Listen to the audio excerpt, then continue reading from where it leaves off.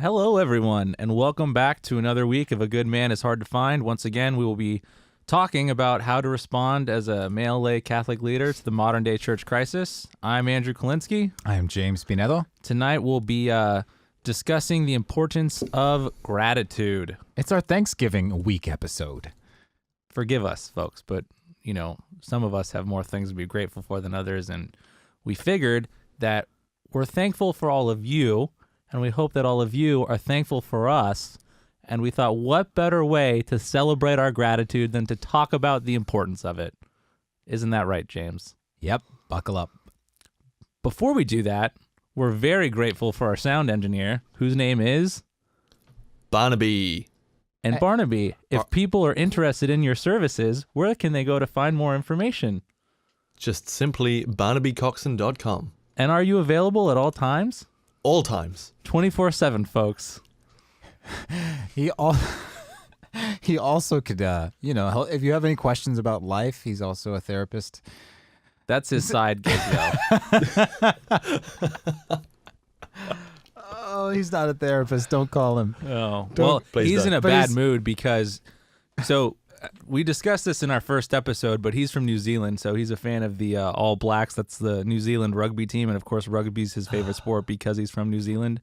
And on Saturday, Ireland beat New Zealand, and so he's a little bit flustered and upset at the moment. But he'll bounce back. We believe in Barnaby. Barnaby believes in himself. We'll get there. We're just gonna get him to have that attitude of gratitude, and I think his spirit will be in a different place. And seriously, guys, don't call him up with therapy problems. He's not certified for that. He's a great engineer. He's not a therapist. I'm sorry. He's a good friend, though, so if you want to buy him a cup of coffee, you could do that, too. Anyway, so James, tell me, just off the top of your head, what are a few things that you're grateful for? Let's see. I am grateful that I'm able to make a living and survive in Los Angeles because I know a lot of artists that aren't able to do that. That's a huge blessing that it took a while to be able to survive as an artist here in LA. But I'm really grateful about that. I just had a great weekend with my girlfriend, and I'm grateful about that. That was good. So we record this on Monday night, so the weekends are fresh for us here today, and so that was good. And then just off the top of my head, I would have to say family. I'm one of those people that I actually get along with my family, and so now you might get along with your family. Does your family get along with your family? Like, do other people get along with each other, or are you? By and large, yeah. That's awesome. By That's and great. large, my middle sister, she always sends faces for some reason to our group chat, and so we're always memeing her. And she gets mad about it, but she keeps on sending us faces, and so she's a meme factory. And so the most fights that we'll have is when she gets mad about some of the memes that we make about her. Got it. Yeah, we have a family chat as well, actually, like a group text. And it's really interesting to just scroll through the pictures because they're so random. So, for example, the most recent one is one of my little cousins was in his school play that I saw on Sunday afternoon, and he was Merriweather in a Sherlock Holmes production. And you scroll from that to the picture before that, which was a football game, to the picture before that, which was like some sort of bonfire. And it's just very bizarre. Active family. Yeah. My grandparents had 8 kids, and there are now double-digit number of grandkids. And so most of us are on the older side, but there are a few that are still young. And so we're all kind of out and about, going our own ways, So got a lot of different events happening at once. That's great. So how can we let's dive into gratitude. Yeah. How do we find out more about that? Well, I think St. Ignatius has a lot to say on it. I went to Loyola High School and Loyola Marymount University, which are both Jesuit institutions. And one of the I don't know if I wouldn't say it's what he's most well known for, because he's probably most well known for discernment and some of his takes pertaining to spiritual warfare and the retreat, but gratitude is definitely up there, and he talks about Ignatius says he's got, it's important to see God in all things. So part of the importance of, or one of the points of emphasis of Ignatian spirituality is being a well-rounded person, seeing God in all things. And really what all of that gets at the heart of all of those things is this idea of disposition. So it's not just, oh, I'm grateful for this or I'm grateful for that. It's at all times sort of, there's just sort of a constant presence of mind of, hey, I'm grateful for the extra work that I received today. I'm grateful for the interaction I had with the barista at Starbucks. I'm grateful for the red light that I'm stopped at. Yeah, I don't know, but I think that's what Ignatius gets at is the importance of the disposition, not just an act of gratitude in a moment, because that's fleeting. So how do we cultivate a disposition like that? Why should we cultivate a disposition like that? Well, that's, I think, probably the best place to start. And I think, in some of the reading that I've done to prepare for tonight, one of the things that stood out with me or really stuck with me is that gratitude helps lead to hope. And in our episode on virtue, we talked about the 3 theological virtues of faith, hope, and charity, and how they all kind of build on each other. So if you have faith, then you have hope. If you have hope, then you can love or act with charity. And gratitude, I think, is a really important piece to cultivate a lot of these other virtues, and not just the theological virtues, but also, well, again, because those are gifts from God, but even the cardinal virtues. I think it's easier to be humble when one is grateful for the things that one has, rather than when one is entitled or wants more, because then if there's a situation where one gets rejected, ego will kick in and someone is more inclined, I would argue, to throw a temper tantrum or respond with malice or whatever the response might be. It's more likely to be negative. Whereas if one is grateful for not being chosen because it's an opportunity to grow in virtue, wow, what a humble response. And then that person has grown in humility, and that person has, created a better atmosphere for the people around him. And so is humility and gratitude pretty synonymous to each other? No, I don't think so. I just think gratitude, all the virtues feed off each other, but I think that gratitude allows for a certain level of openness, which then leads to more virtuous responses in general. And I would say humility is the soil on which all other virtue is built. So I think if one can remain grateful, it's easier to have that healthy soil. And if one has that healthy soil, it's easier to be grateful. But that's not a direct relationship. It's not just A to B, and it's as simple as that. We're just talking about the importance of gratitude specifically. So I think It's a talking point that's worth mentioning. That makes sense to me. Totally. Yeah. Yeah. I think something else, another benefit is that it allows for, it helps someone embrace a more positive perspective. And so even something horrific, it's not that gratitude will solve whatever that horrific situation is, but it will help one respond to that horrific situation better. Or rather than getting set off by some minor things, being grateful will alleviate a lot of that pressure and someone will remain calm. And I think, in terms of, we talk a lot about charity and how there's a lot of, and with that, which, because the point of all of this is to love well and about that personal response. And so gratitude is really about other people, because it's in many ways the opposite of selfishness and maybe even to an extent jealousy. And so it allows for space to think about other people and room to think about other people. And again, just helps to cultivate that grounds for loving well.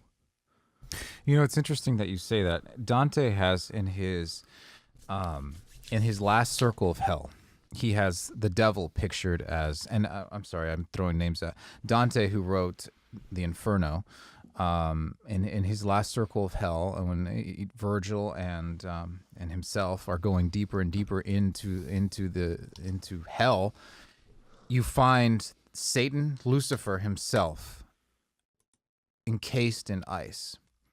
And the picture that you get from this is an idea of a man or a being that's completely inward facing, completely always thinking about himself. And you use the term isolation.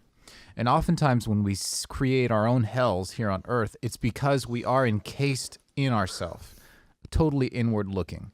The isolation of self is always the way that I found I'm the most miserable, when I'm inward facing.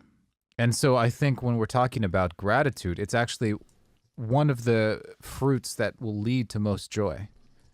If you want to have a joyful life, try cultivating that disposition towards gratitude.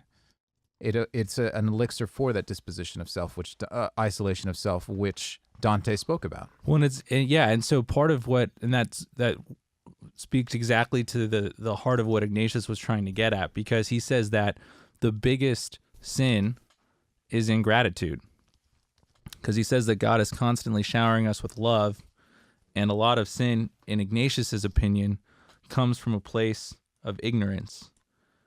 And so he basically says we're not sufficiently aware of God's grace, and by emphasizing gratitude, he was really commenting on the nature of God, and that God gives us so many blessings that we're not recognizing. Even in Ignatius' own life, he was trying to respond. There was a stretch of his life where he became a little bit scrupulous, so he engaged in these really extreme practices of fasting and praying, growing his hair out. But all this stuff just led to him feeling worse and worse about himself because, for example, he didn't think his sins had been forgiven, and which led to, he felt isolated, he felt alone, he contemplated thoughts of suicide. And it wasn't until he saw himself as a sinner, but a loved sinner, and he began to understand that, there's this immense amount of grace that God shares with us. And when we're grateful for that grace, the natural response in Ignatius' mind was to return that love with love. And so I think that sense of isolation oftentimes comes from a place of ingratitude. And it's fascinating to me that he cultivated that, because he's an interesting story. He started off he grew up in Navarre, which is the area between Spain and France. And it was the time when Spain was going to war with Navarre and trying to annex it. And so he was a dashing young soldier in the Navarran army, and then got his legs shattered by a cannonball. Yeah. Up to that point, he had been a womanizer, like the biggest of all, like just lived life to its utmost, but in all ways, not just in virtue, but also in vice. And so he was stuck on a bed while his knee and his leg is recuperating, had nothing to do, and so they brought him a bunch of Lives of the Saints, and all of a sudden he was like, "Wait a minute, this life is way more amazing than any of the other lives any of the life I've been living. What am I doing?" And so that's the saint that he became a saint himself, and he went on to found the Jesuits, one of the oldest and most amazing orders of priests that have gone on to change the world. All from, I guess, started by a cannonball. but I'm guessing. I wonder when he was going through that idea of suicide and things like that. Maybe he was on his. I think it was early in his spiritual life. I think Yeah. it was shortly after he converted because he was reading about the life of the saints. Was he still on his bed, like shattered knee and everything? I don't think so. Okay. I don't remember exactly, and I don't remember the details, to be honest with you. Our readers can do a little bit of homework. I could totally see that though. And If Hey, by the way, while we're at this point, I want to again remind our audience that we're still in need of an intern. So if anyone would like to volunteer to do research for us during our show and possibly bring us tea, that would be wonderful. And we appreciate and are grateful for your interest and service. As you were saying, James. we need to have a camera facing that way so that people can also see Barnaby, because at the moment that he well, I'm just gonna mime Barnaby for a second. I was something like that. As you were Classic speaking, Barnaby. enjoying his tea to the utmost. He lives life, this man. He does, and he lives it virtuously. Yes. And he lives it feeling very thankful for the many things, Thank you for bringing us back to gratitude. such as headphones, ladies and gentlemen. He even appreciates the crappiest pair of headphones. Although we don't have any crappy headphones in here. No, he's also so generous. Barnaby just went. He just pointed at his headphones. He's also so generous that he gave James and I the nicest Yeah. pair of headphones. And I just realized that I'm miming stuff when we have a lot of listeners and not viewers also. Yeah. Sorry, listeners. This is a okay, sorry. Back to the content. Back to the content. So Ignatius, I think it was early on in his spiritual life, shortly after he converted, and he was I think he was struggling with scrupulosity. Scrupulosity, sort of an over attention to details, where there's emphasis on, at least in the spiritual life, let's say there's an emphasis on being perfect rather than holy. So it's about doing everything right and not making any mistakes, rather than just trying to be the best version of oneself and relying on God's mercy and grace and the sacraments to keep one grounded in proper relationship or right relationship with God. And the problem with scrupulosity is really that it separates us from God because we're not allowing any room for our humanity.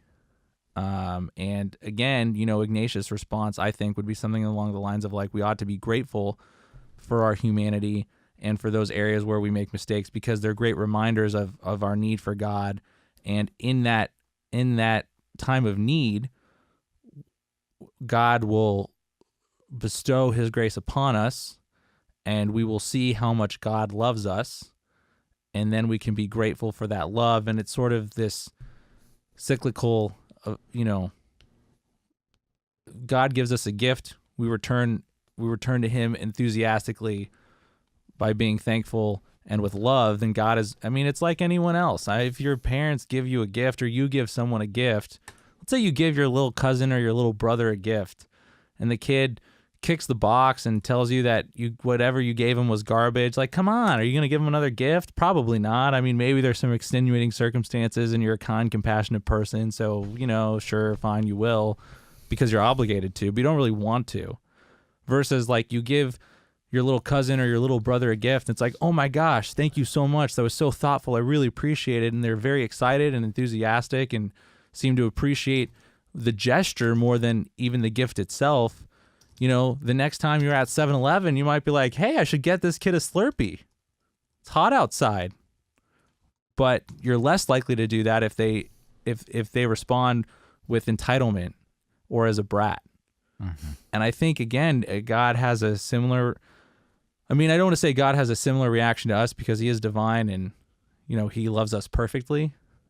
So I think God gives us what we need when we need it. But to the best of our human understanding, I think it operates in some sort of similar capacity with God. I'm fascinated by the idea of being scrupulous and how gratitude is a way to combat scrupulosity. At least is how you presented it with St. Ignatius.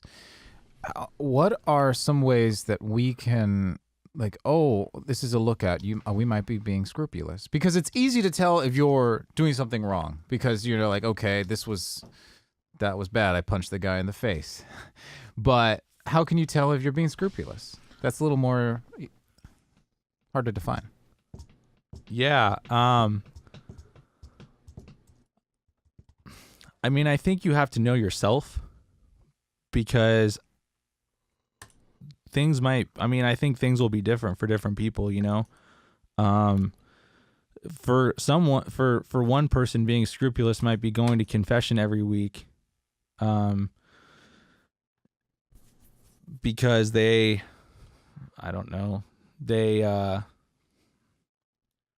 walked in front of someone as they were exiting the mall and cut them off in foot traffic. But for another person, that could be like like a different person might really be focused on being patient and, you know, walking in a sort of contemplative manner. And so for that person, cutting someone off and walking in a hurried fashion, while not a mortal sin, might be a venial sin, based on where they're at in their relationship with God. And this is kind of a silly example and probably not a good one.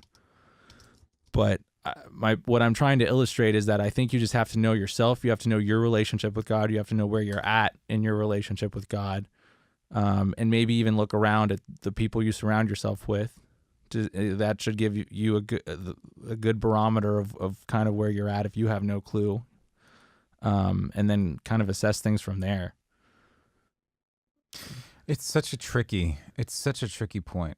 For me, the way that I've seen it the most is, so much of our church life is built to give us joy. It imparts grace, Mm-hmm. and in the reception of grace, it's a natural thing for our heart, our soul, our being to be moved to joy. It doesn't happen all the time. I'm not saying that we're always going to be jumping around for joy every time we're in church, every time that we're in mass, or every time we're praying.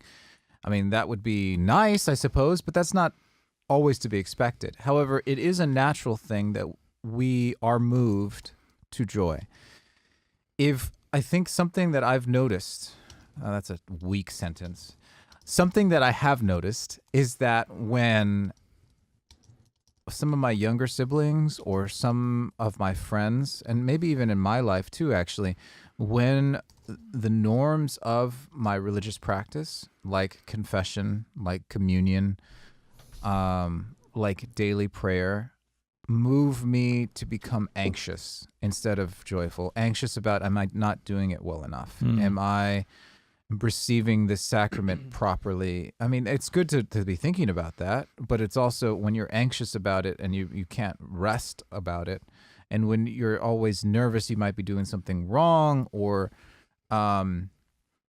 if you're not worthy of something, and the whole idea of not being worthy might be proper, because ultimately we aren't worthy of the gifts we receive from God. Otherwise, they're not going to be gifts. However, if we're focused on that continually to a fact that we're not able to enjoy the gifts we receive, that's not what God wants either. Well, and again, I think part of gratitude is appreciating those things. Mm-hmm.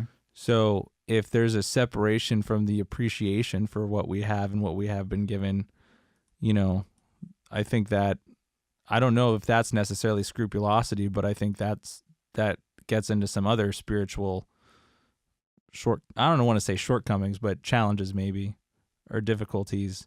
And I think what you're getting at too, James, is it's tough to say it's exactly this or it's exactly that, because, you know, it could be a spiritual attack. It could just be that a person is in a state of aridity, to use another term from St. Ignatius. What does that mean? Yeah, so Ignatius talks about there's 3 different phases, if you will, of the spiritual life, but they're not like, it's not like getting older, you know, where that Paul talks about it, where it's like, when I was a kid, I thought as a kid or whatever.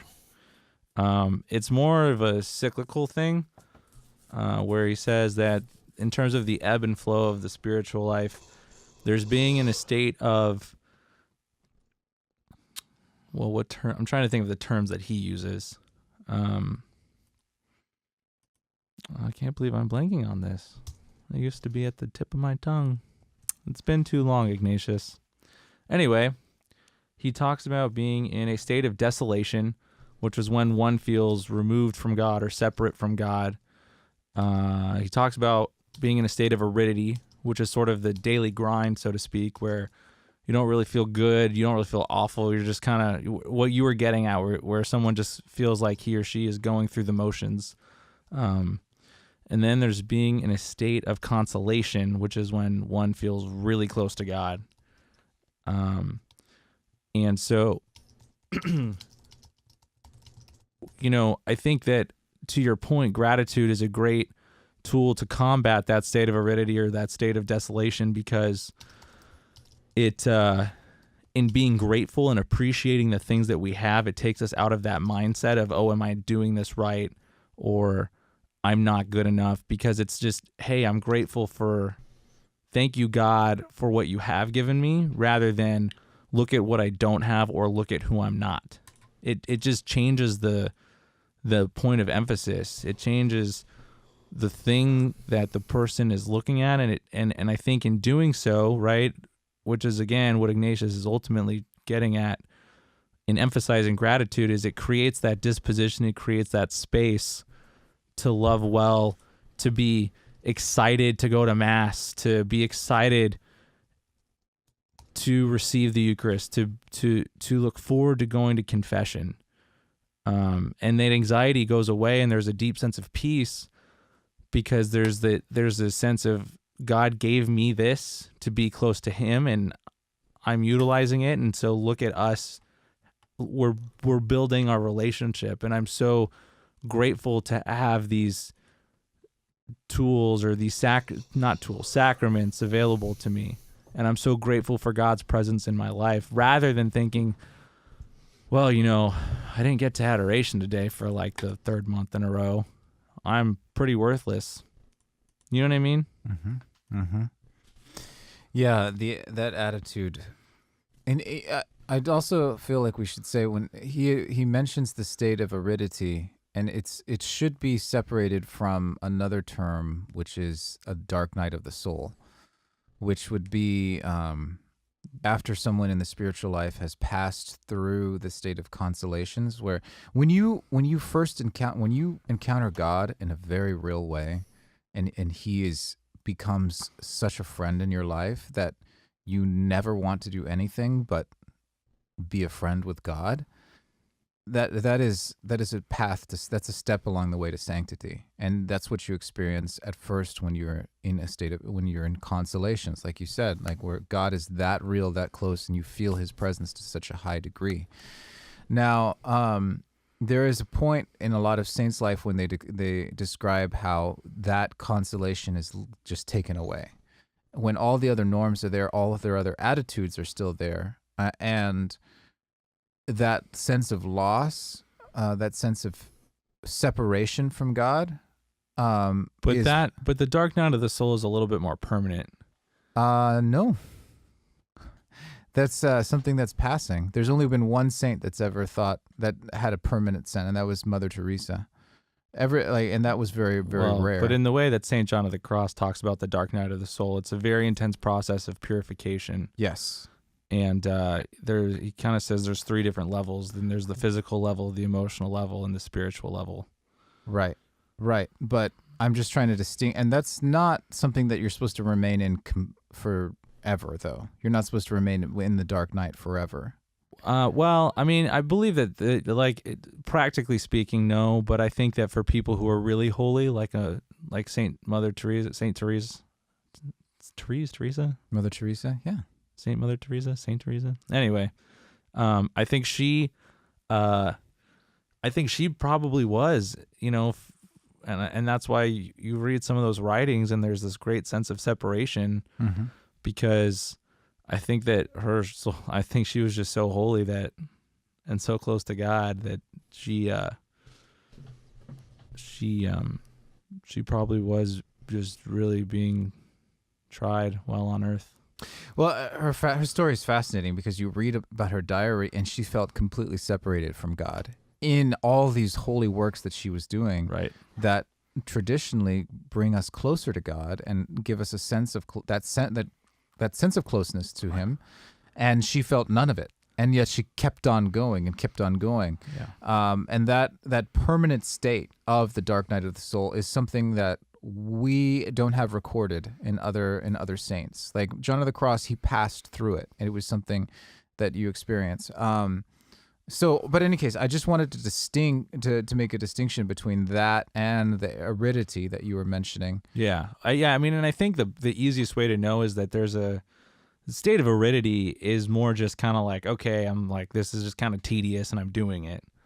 I think the dark night of the soul is a little bit more intense. Oh, yeah. If not a lot more intense. Absolutely. And aridity, Aridity. I think it's 2 R's, Okay. but someone could. If we had an intern, we could get a spell check right now. I'll do it. Spell checking. Anyway. 1 R. Okay, 1 R. Aridity. A deficient. That's a ecological term. Spiritual aridity, still same spelling, Aridity, is a condition of soul in which a person derives no consolation or satisfaction from prayer. It may be the effect of mental uneasiness caused by worry, family problems, absorbing occupations, overwork, or a lack of the natural ability for a particular method of prayer. That's from encyclopedia.com. Thank you, encyclopedia.com. See, we're grateful for encyclopedia.com. Absolutely. I'm grateful for the internet. Yeah. Well, yeah, I guess I should be. It's caused a lot of problems too, though. Yeah, we couldn't do what we do without the internet, though. It's true. I mean, I don't blame the internet. You know, you can't blame an inanimate object or like a thing. It's always how it gets used, right? That is correct. Guns don't kill people People kill people. with guns. So, anyway. Yeah, and I think that gratitude is just something that helps us all stay grounded, you know, even when it's something like even in this conversation about the internet, I think being grateful for the internet, you know, even in that interaction, right? Like it can be easy to get frustrated or annoyed or angry with how people are using the internet, but the immediate reaction for someone might be F the internet, you know, it's caused all these problems and it's facilitated this collapse in culture. But rather than reacting with that anger, if one is grateful, like, oh, thank you for the internet, like thank God for the internet because it allows us to research things more effectively or communicate with people who live on the other side of the world on a regular basis, or know that my family's okay when there's a natural disaster in the Westlake Village area in Southern California. You know, it's just the response is very different. And it just speaks to the internal disposition of the individual. And again, especially in the context, 'cause we're talking about being, you know, a good man is hard to find, especially in the context of fatherhood. How does one's father react to a trying situation? If it's with gratitude, that's going to have a very different effect on his children than if it's with anger. Or even as a spouse, you know, I mean, again, I think or as a friend, I mean, but I think particularly in the context of family, because that's how we're taught to think about our relationship with God and with Christ and with Mary. Something that I could see some of the guys as an objection making is we don't want to be the Pollyanna in any room. You know, oh, thank you, I'm so glad. Yada, yada, yada. We don't want to do the Pollyanna syndrome. It seems almost a guy trait to be like, yeah, that's cool. Well, what do we say to that? Well, don't be a Pollyanna. Well, I think there's a difference between being like unrealistic and being grateful. Can you make the distinction? One, and I guess the second thing I would add, and maybe this is the more important piece, is it's not a fake. It shouldn't be a fake sense of gratitude. It should be an authentic gratitude. You know, I mean, I'm using silly examples to illustrate the point. Am I particularly grateful for the internet? If I'm being honest, probably not. I think it's fine. I live in a society that uses it. You know what I mean? I love the internet. Yeah, okay. But I'm not, like, if in all reality, I'm not particularly grateful for it. you know, I think society would just be different without it. Like that's how I see it. And I think you that's do true. realize that people will be listening to this over the internet. Precisely. I mean, but again, like but that's exactly my point, James. Like it's not about being grateful or thankful just to pretend to be grateful or thankful. It's about an authentic sense of gratitude. And I think that really is the true distinction, you know. And the other thing is, it's not about being dismissive of reality. There are horrific things that happen. So to say otherwise is just unintelligent, or you know. Yeah, we don't want to have our heads buried in the sand with Yeah. this gratitude thing. I mean, when there's a mass shooting, oh, thank God those people are dead. No, absolutely not. There's a deep sorrow for the lives that were lost and for that particular individual because he probably had some sort of mental illness, most likely, hopefully. It happens. You know, so it's not being grateful just for the sake of, you get what I don't know. I don't know how well this is going to translate in the episode, but maybe you can put put words to what I'm trying to get at. Sure. We want to be okay. Here's the way that I best envision it. G.K. Chesterton, one of my favorite writers of all time, English, early 1900s. He wrote that the way that he compared Buddhism to Christianity. And when you think of a Christian, like a Christian saint, you often think of an ascetic, someone he's thin, he's active, and he's got his eyes open and he's looking about himself. That's the image that you generally have, at least represented in art. Now, when you think of the image of Eastern spirituality, you think of the Buddha. That's a fat man who's sitting and he's looking downward, smiling, and got his eyes closed. I think that's the difference between what we're talking about as a Christian and gratitude, where our eyes are open and we're looking about ourselves and we're seeing the world for as it is, but also seeing, which is good and bad, but being able to say we don't deserve this good that we've got, and yet we have it. Well, on the other end of the spectrum, kind of the more Pollyanna syndrome, you've got your eyes closed to everything and you're smiling and you're focusing again inward, but maybe in a more positive light. And it's completely, you're creating your own paradise inside your head or inside your own bubble that's completely independent of what the outside world is. Yeah, and so I think in you saying that, maybe the way I would phrase it is it's about being thankful for the good and recognizing the bad or the evil. Because if we can't make a distinction between good and evil or good and bad, then we run into a lot of problems. So it's not about being grateful just to be Pollyanna or just to be grateful. It's about being thankful for the things that are good and for the blessings that we have. And there can be good things that come out of tough or difficult or even horrible situations. But that doesn't mean that the situation in and of itself is a good.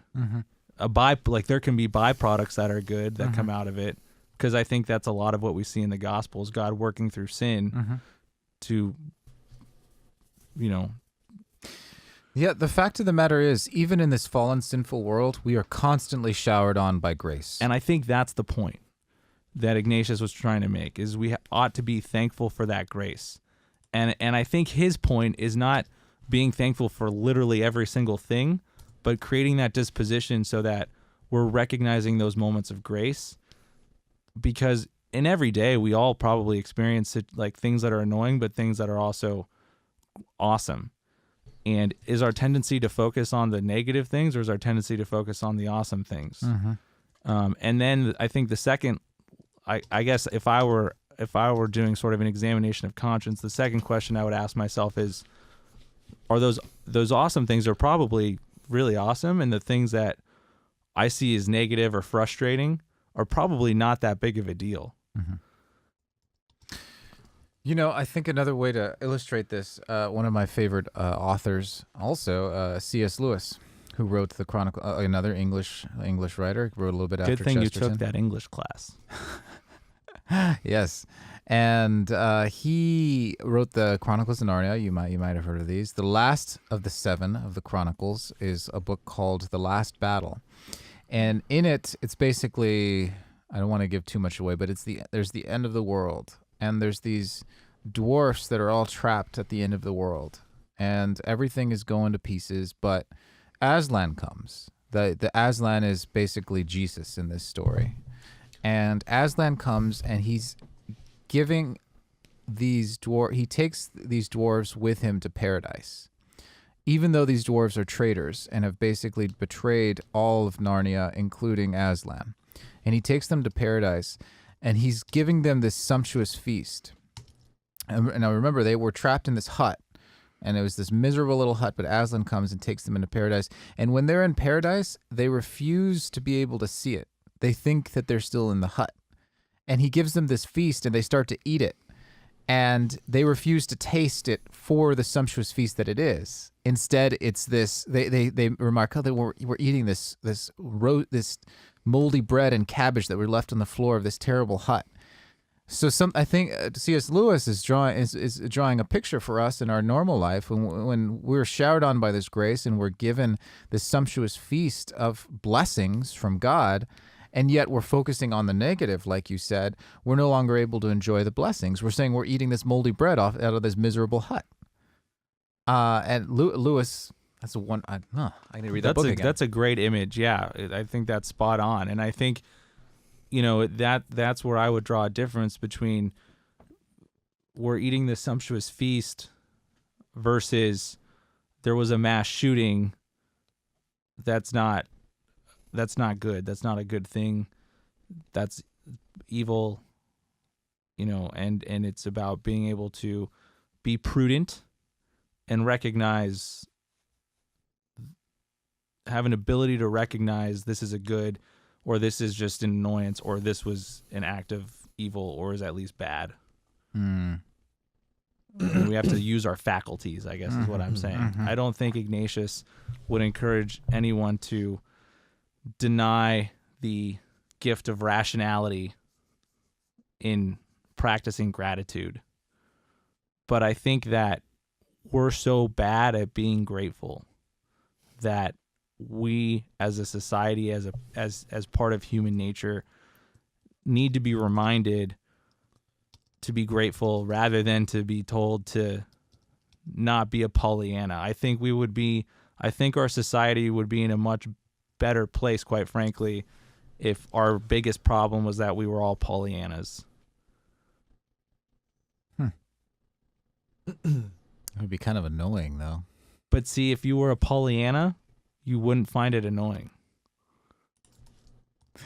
I would find myself annoying. Oh, boy. Hey, why don't we do James and Andrew go to the movies segment? Sounds great. Let's do it. Barnaby, you've seen some movies that we could be grateful about. You were telling me about them. What was the last movie you saw? That would be Bohemian Rhapsody.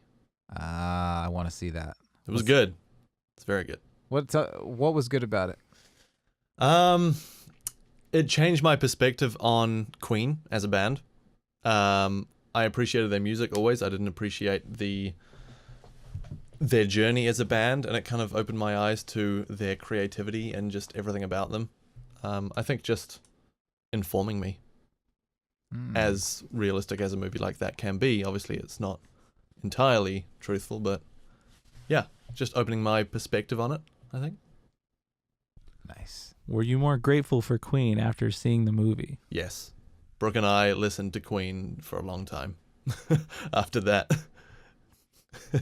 I love that band. I tell you. So good. Go ahead. Well, while you were watching the movie, were you thinking to yourself, asking the question, is this the real life or is it just fantasy? Did you feel like you were caught in a landslide? Just no escape from reality. Really. It was that good. But then you had to open your eyes. I couldn't look up to the skies because we were in a theater. But And see.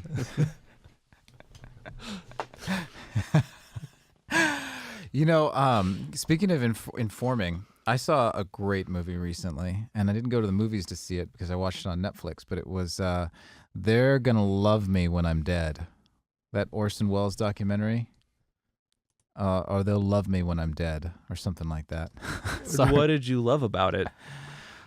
The fascinating thing that I found about it was that, well, to bring it back to gratitude a little bit, it was all about Orson Welles, and it was all about how we appreciate Orson Welles now, but while he was living, he was pretty much just an outcast. So classic artist scenario. Yeah.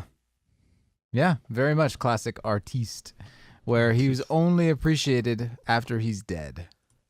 And I tell you, I love that director. Orson Welles, I think, is one of my favorite guys. Not the favorite, but one of. Mm. And yeah, I really did enjoy it. Andrew, you watched anything recently? I feel like I have, but I can't remember what I watched. What was the last movie that I saw? I put you on the spot. Sorry. No, that's okay. I mean, it might have been the Ant-Man and the Wasp back in the summer. Gotta watch yourself a movie, man. I know. I've been wanting to, actually. Just haven't had the chance. We'll take care Oh, of that. the last movie I saw was Coraline, actually. Good? Yeah, I enjoyed it. It's a Tim Burton movie. It was a Halloween thing. Nice. Barnaby, you had your finger up. Yeah, we actually watched a movie last night, which goes perfectly into gratitude. Planes, Trains, and Automobiles. Aw, I haven't seen it. Oh, so good. Who's in it? It's Steve Martin, John Candy. The story of a businessman trying to get home for Thanksgiving, meets this guy, John Candy, who's really intense but very generous. And the way the two of them interact, really good. Definitely putting in a plug for that movie. Oh, well, maybe some of our listeners need to check it out for Thanksgiving. A Thanksgiving Day tradition might be born. You know what I'm thankful for, though, tonight at least? Barnaby, what's the name of that pie? Banoffee. Banoffee pie. We learned a new type of pie tonight. So good. Banana toffee. Banoffee. Banoffee. Banoffee. Even the name is awesome. I'm grateful for that pie. I'm grateful for the name of that pie. And I'm mostly grateful for the person who made the pie. Ann Yancey, Oof. native of Houston, Texas. God's country. I'm grateful for God's country, folks. The home of the Banoffee pie. Well, actually, it's English. However, she made an English pie. She did. God bless her. Any case, shall we close it up, good buddy, or what are you thinking? Yeah, I think that's a great idea. Maybe we could close out by just sharing a few things that we're grateful for. I know that's how you started the show, so maybe me and Barnaby will take our turns. Yeah. I am thankful for everything. For everything in my life. Over the last couple of years, as my faith has grown, my perspective on what I should be grateful for has changed in a huge way. And it's become a way of life as opposed to seeing it as just kind of just an appropriate response to things that God has blessed me with. And so I'm genuinely grateful for everything in my life, from my wife to my apartment to the clothes on my back to the fact that I live in a city with running water, everything. And I folks, I believe that because this guy is one of the few guys that no matter what's going on, he'll come on in with a smile on his face, and I'll be like dying over something is going wrong with some film shoot or something like that, or like everything's falling apart and producers are screaming at me, and he's just like, James, it's great. James, you're doing great, man. You're doing great. And he'll do that with everyone in the office. Yeah, he has that personality or that spirit where you feel lighter and inspired just by being around him. And I think that's where I'd start my list, is I'm grateful for Barnaby Coxton. Aww. I am too. I'm also more generally grateful that we have a sound engineer, but it's like even sweeter that it's Barnaby. Nobody does it better, guys. All All right, that's one. Yeah, I mean, family for sure. You know, as much as they anger me and frustrate me, which probably speaks more to my vice than anything else. But Oh, we're all vice. We all have virtue. Vice and virtue. But anyway, I'm grateful for him. Definitely wouldn't have had any or a lot of the opportunities that I had without him. Friends, of course. Keep it real. You know, I'm grateful that I have a job that that I get to work with people that I enjoy being around. That's awesome. It's really a blessing. Makes the day go by a little bit faster and makes the day a little bit easier. And all those little annoying things a little bit easier to swallow. You know, and I think one thing I often forget about, and I'm going to close with this one, but just my health in general. I'm a pretty healthy person. I've had some injuries, but I mean, I've healed and I'm fine. And, you know, I really enjoy being physical. You know, I love playing rugby. I love being able to lift weights and stuff like that. So I am so grateful for my health. And I think that's something that I don't think about often enough. And I want to add one. Health is great, and I also want to second the Barnaby one because I truly am. But Andrew, I'm grateful for you. Grateful that we got to sit down. We're a month in, able to talk about all these things. It's been really cool. I'm hopeful that people listening are able to grow. But I feel that it's, even if no one has listened, it's worth it that I was able to sit here for this month and listen to perspective from both you and from Barnaby and grow as a more virtuous man. So thank you. Yeah, well, thank you, James. It's really sweet, and I feel the same way towards you, and Barnaby also. I mean, it's been a lot of fun, and I mean, you know, obviously our listeners aren't in the studio with us, but I think there's a really healthy sense of camaraderie developing between the three of us, which is cool to see and really fun to experience. And hopefully that's translating to our listeners. But well, let's send them out into that good night. Yeah. So happy Thanksgiving, everyone. We hope you have a wonderful week, and a particularly wonderful day with your family or loved ones, or however you'll be celebrating. We hope you have things that you're grateful for. We hope you can work to be grateful for those things. And as always, remember to stay patient. Because a good man is hard to find.